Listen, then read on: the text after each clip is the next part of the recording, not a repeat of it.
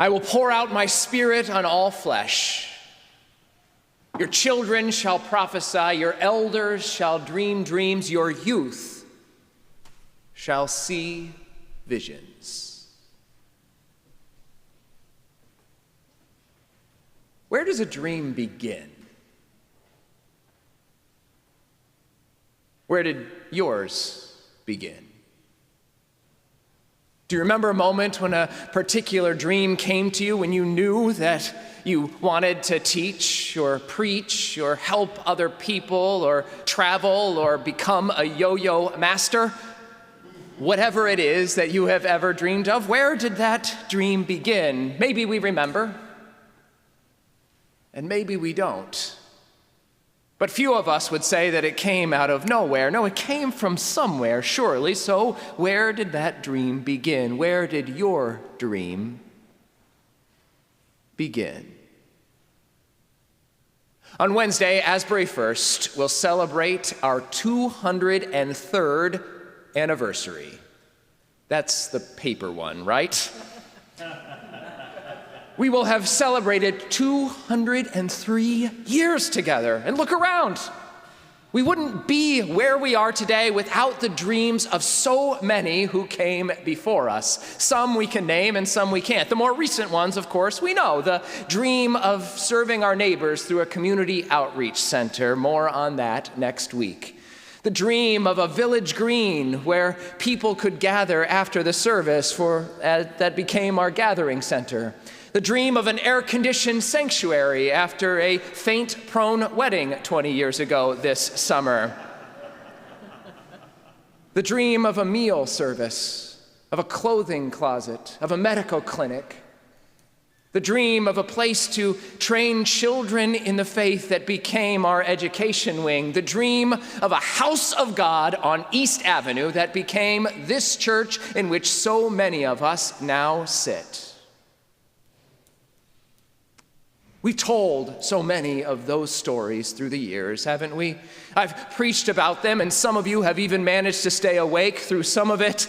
We know some of these stories, but in this season in which we dream together again as a church about both who we are and who God is calling us to be, in this season in which we look across the landscape, the religious landscape of our world, and it feels a lot like Ezekiel's dream of that valley of dry bones, as we just wait for God to breathe life into us again. In this season in which it's becoming harder and harder to truly believe that what is not what has to be, maybe it makes sense to go back to the beginning, to consider the origins of our dreams. Not, of course, from a scientific perspective, though that might be interesting, but a theological perspective, a teleological perspective. That is, to stop just for a moment during this week, the second week of our sermon series on dreaming, to at least consider for a moment where the dream for Asbury First United Methodist Church began. On September 20th, 1820, a ragtag group of 30 individuals gathered in a schoolhouse on Fitzhugh Street, described as, quote, their usual place, and decided to incorporate as First Wesleyan Methodist Episcopal Church in the village of Rochester. It just flows trippingly off the tongue. The Reverend Orrin Miller, who would become our first senior minister, gave a sermon that day, and people reported being moved by the music. Not much has changed. The names, of course, are unfamiliar to us. Abelard Reynolds, Elam Smith, Dan Rowe, amongst others. These are people whose names we may not recognize, whose stories have been lost to time, and yet without their dreams, we wouldn't be where we are today. We even record in our history that the only black resident in Rochester was a member here. Now, it turns out that's not true. He was not the only black resident of Rochester at the time. See my sermon from February 2nd, 2020. And yet there is something hopeful about even that notion, that built into our very foundation as a church was some notion that we can't fully be who God is calling us to be without all of God's children present, a dream we very much still have in front of us today.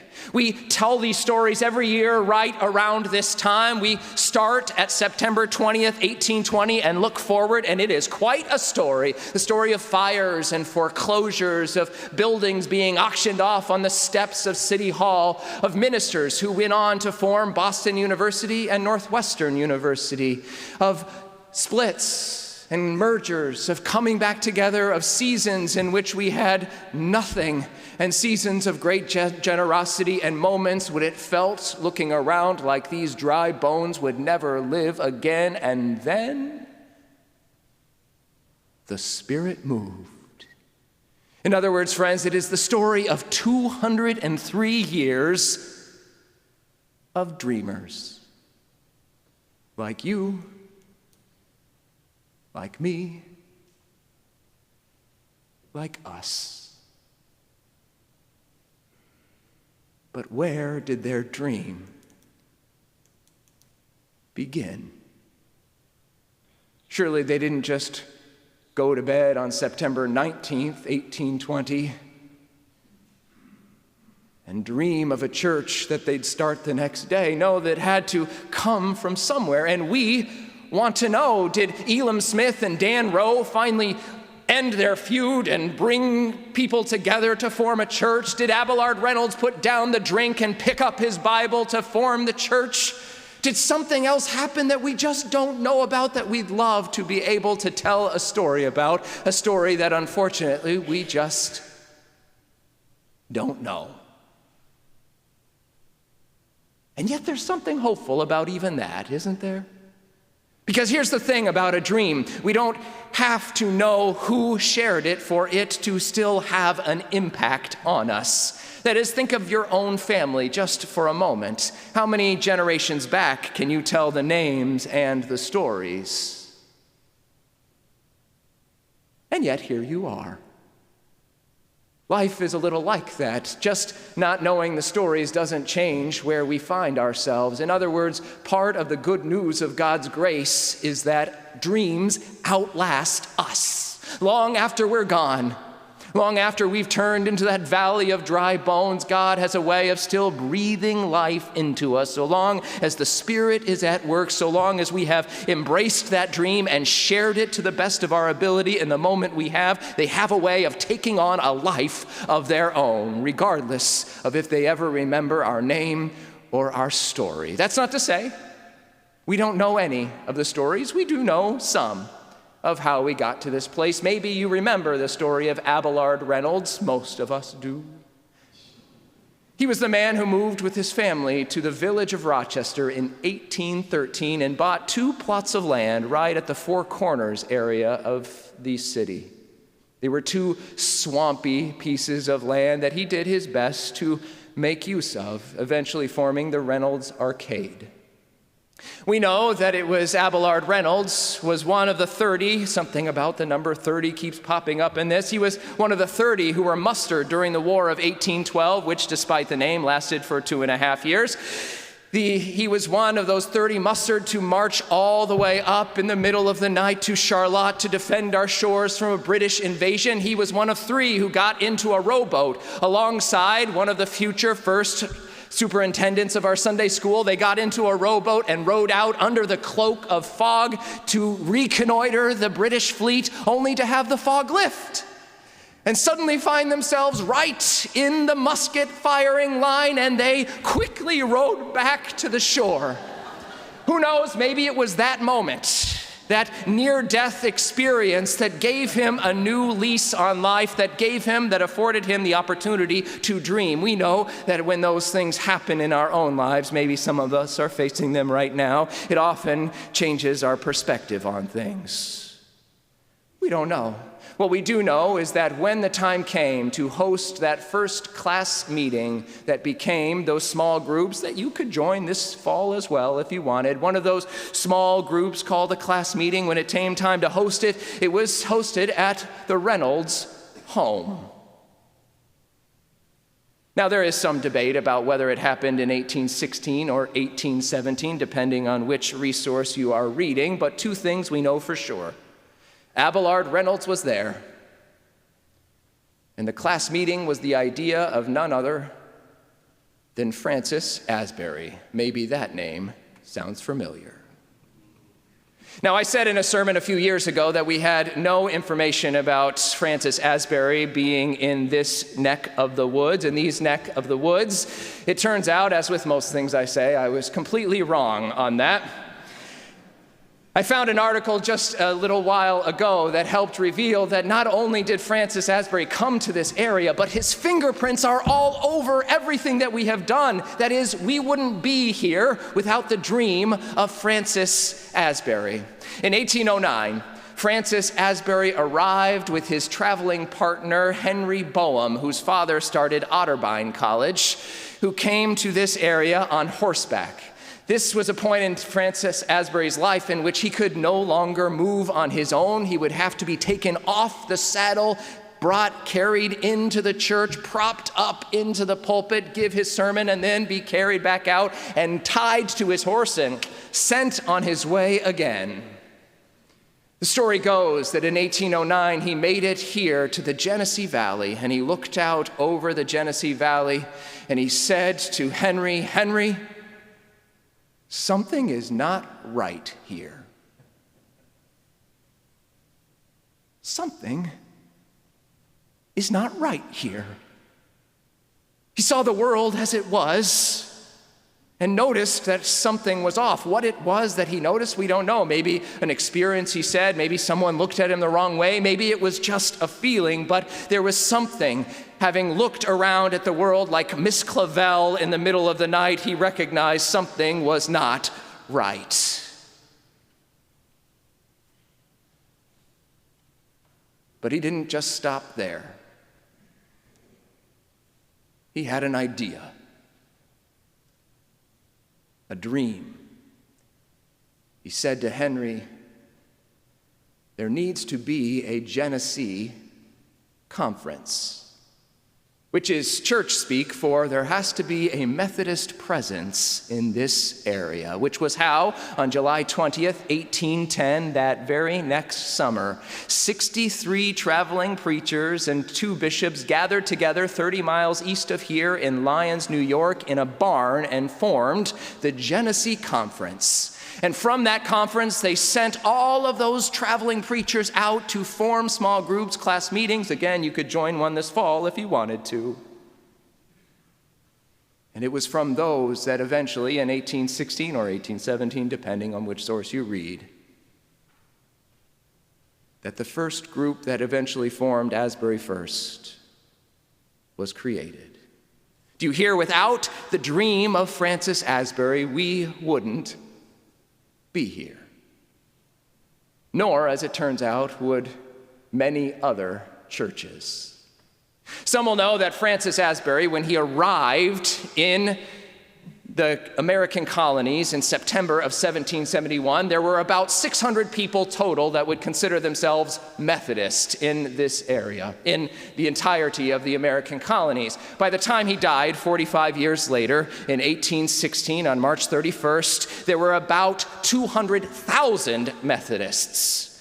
From 600 to 200,000 Methodists during his lifetime. The 45 years he was here in the American colonies in the nascent United States, he traveled over 130,000 miles on horseback, but often on foot, trying to share the good news of Jesus Christ with anyone who would listen. He never had a home, he never had a family, and he couldn't preach to save his life, according to him. That is, he lamented having to work for days and days and days on a sermon only to stand up and still put people to sleep. Some of us feel his pain.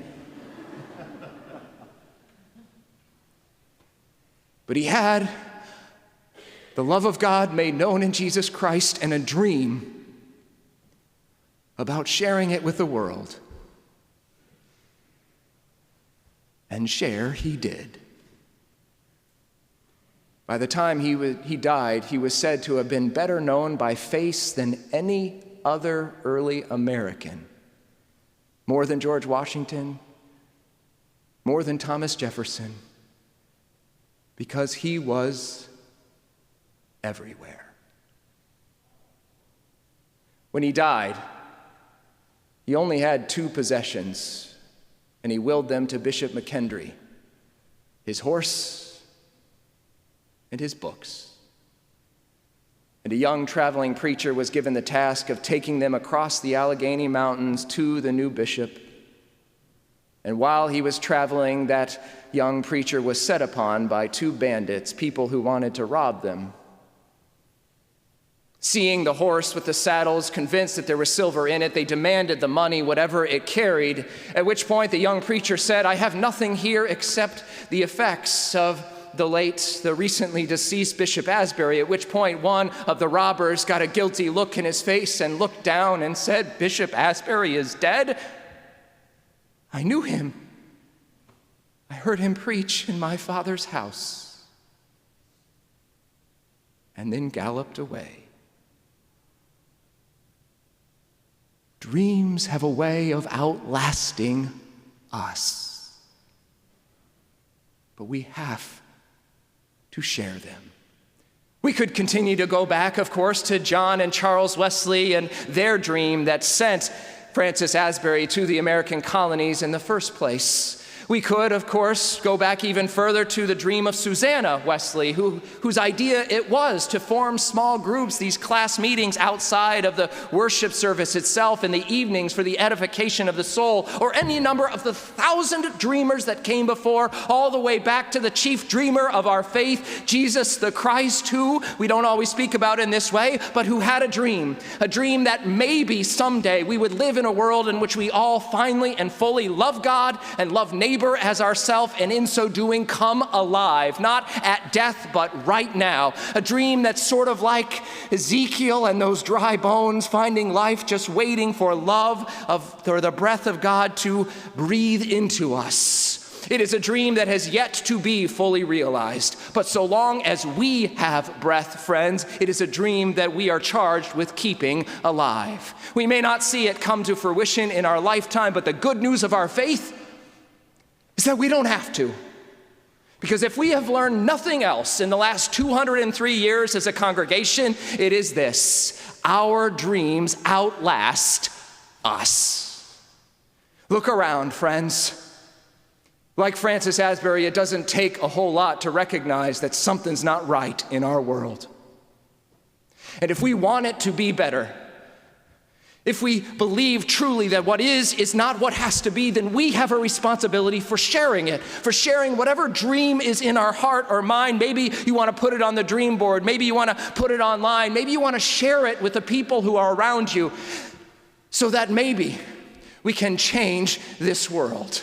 And who knows, if we do it well, then maybe 203 years from now, on our 406th anniversary as a church, there may come a time when people just like us are sitting in a place similar to this, or wherever we are in that moment, struggling to share our names or our stories, but giving thanks to God for our dreams. Where does a dream begin? Right where the last one left off. I will pour out my spirit on all flesh. Your children shall prophesy. Your elders shall dream dreams. And your youth shall see visions. May it be so. Amen.